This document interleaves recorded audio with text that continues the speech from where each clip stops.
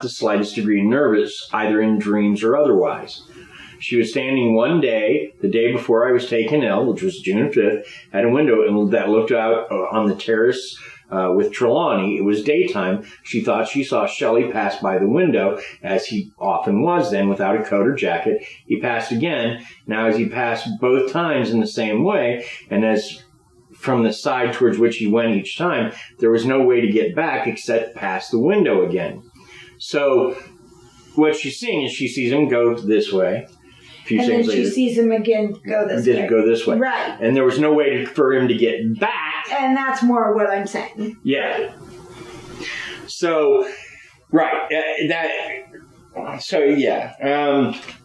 That is exactly what you're talking about when other people see doppelgangers, when they see something that was like, wait, that couldn't have been the same person. Right. Exactly. There's no way you could have gotten around that. No. Right. So that was his story. Mm-hmm. And the thing that gets me is the people we're talking about, their stories, they were all famous for their day for one reason or another. Sure. Which makes me wonder, what about other people, normal people that didn't have access to the pages of history? I wonder what we're missing from them. Fair enough. So, let's talk about Von Geeth. Von Geeth. I believe that's how you say his name, Goethe. If I am mispronouncing it, please, one of our listeners correct me. That is how I've always pronounced it. Never had an opportunity to study the man in school. I don't even think I heard his name mentioned. But I've seen him a lot in personal readings, and I don't have a problem with that, but yeah. So,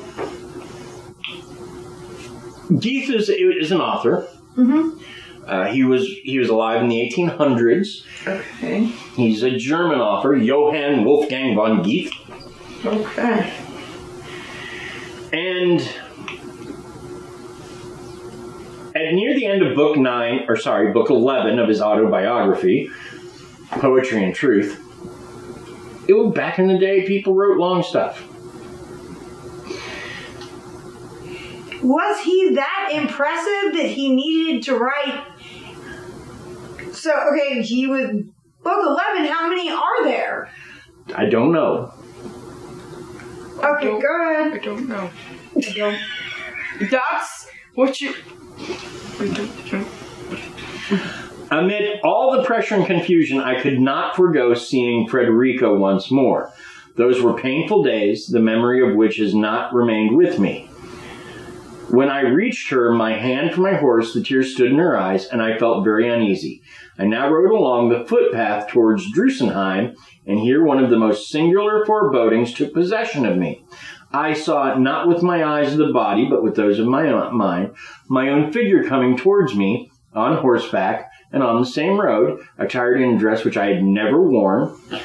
It was pipe gray, with somewhat of a gold. As soon as I shook myself out of the stream, the figure had entirely disappeared. It is strange, however, that 8 years afterwards, I found myself on the very road to pay one more visit to Frederica, in the dress of which I had dreamed, and which I wore, not from choice, but by accident. However, it may be with matters of this kind generally, this strange illusion in some measure calmed me at the moment of parting. The pain of quitting forever noble Alsace, with all I had gained in it, was softened, and having at last escaped the excitement of a farewell, I, on a peaceful and quiet journey, pretty well regained my self-possession. Very nice. And this is kind of unusual because this doppelganger was perceived to be both benign and reassuring. And this doppelganger seems a little bit different because this looks like almost a case of time displacement. Yeah. Yeah, I don't know that I would consider that. That seems almost like deja vu, not a doppelganger. Yeah. Or like I said, simple time displacement. Uh-huh. I mean...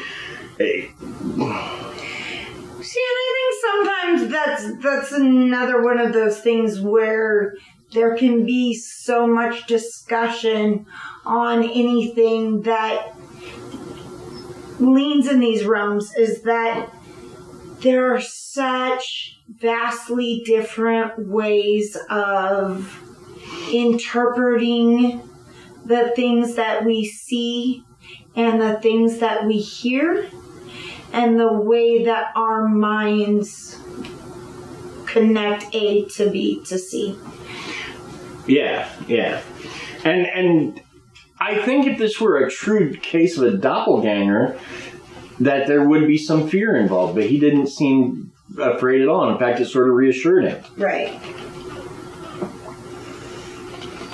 So... You're not saying a lot, Miss Crystalline, for somebody who wanted to do this episode. I just thought I'd point that out. Well, I tried to say something earlier and you just cut me off, so... I didn't mean to cut you off. Well, say something then, silly. I just got through telling your mom this isn't the sort of show where we go, we say what we think. We're family. So what were you going to say? Okay. Sorry, Cat. Hey, at least it wasn't a pillow. He'd go running if it was.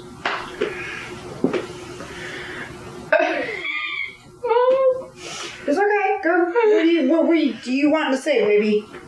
I was going to say that legend has it that if you run into your doppelganger, it's gonna be a you, but it has to be in a hallway, or it's gonna either be you drop dead there or you're gonna die soon. So it's a sign that you're either gonna die soon or like right in that moment. But I wouldn't know because I've never come across my doppelganger. Yeah, and we'll talk about things people believe about doppelgangers. That is a definite thing on our list because there is a lot they believe.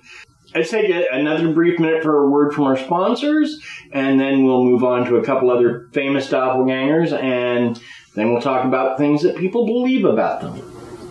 Okay. So, take a few moments for our sponsors to do their thing.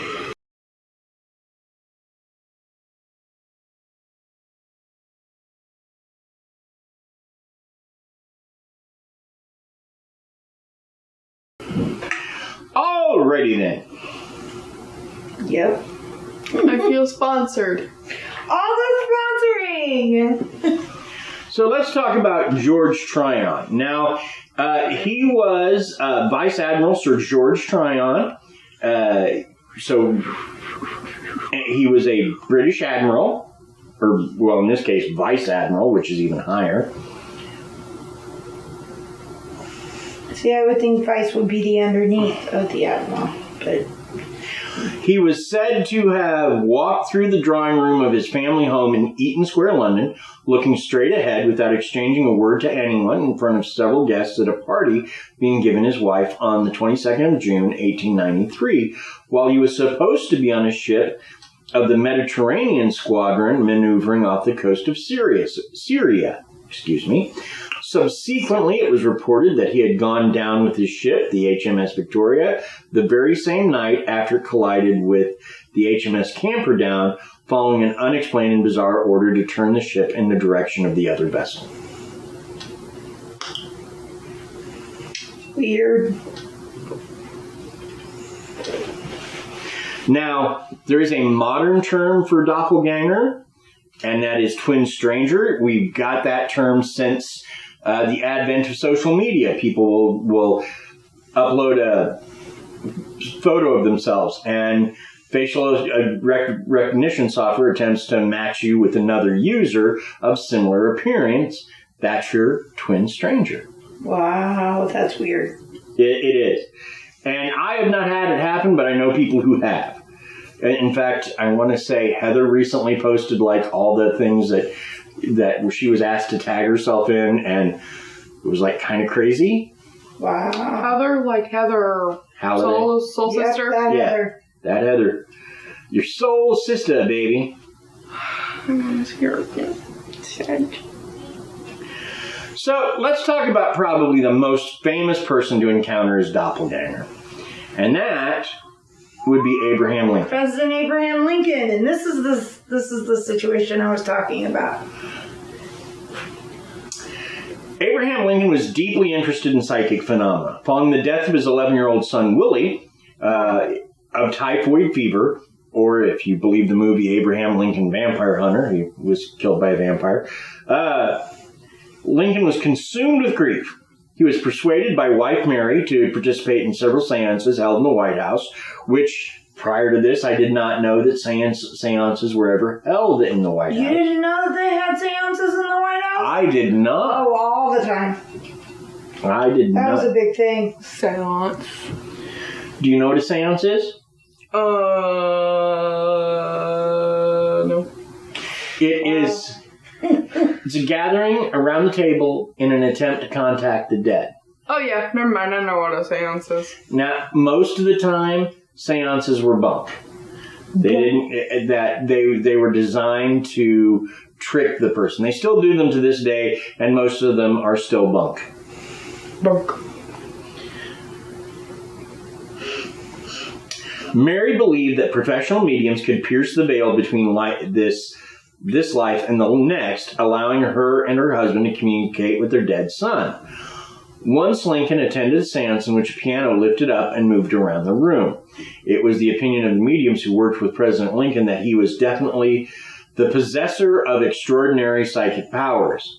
This is what they tell you when they want your money. Yeah, well, yeah, I can see that.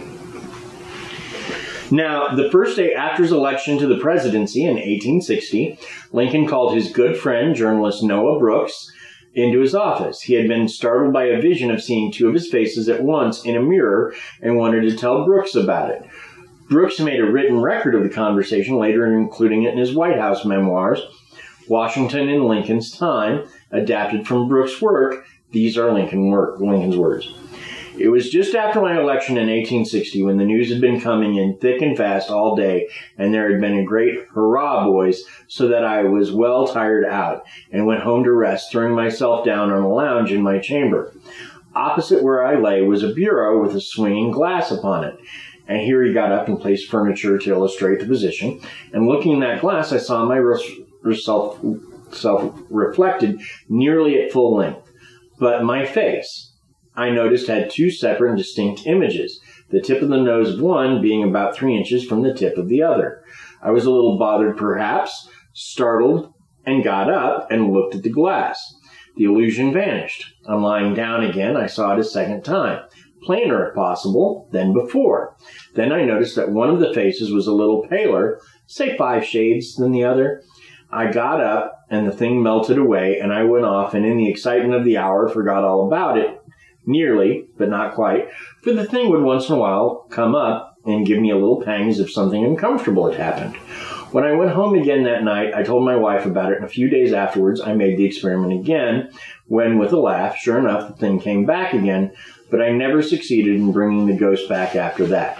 Though I once tried very industriously to show it to my wife, who was somewhat worried about it. She thought it was a sign that I was to be elected to a second term of office, and that the paleness of one of the faces was an omen that I should not see life through the last term.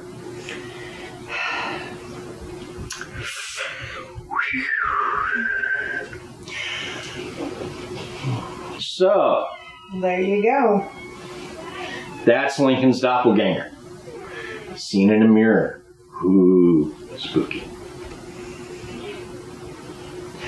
So, what do people believe about doppelgangers?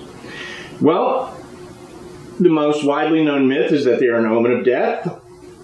Which Mr. Lincoln, or President Lincoln's tail there would go right in that category. Yes, it would. According to both English and German folklore, seeing your doppelganger often means that death will soon follow. Even more so if you see them more than once.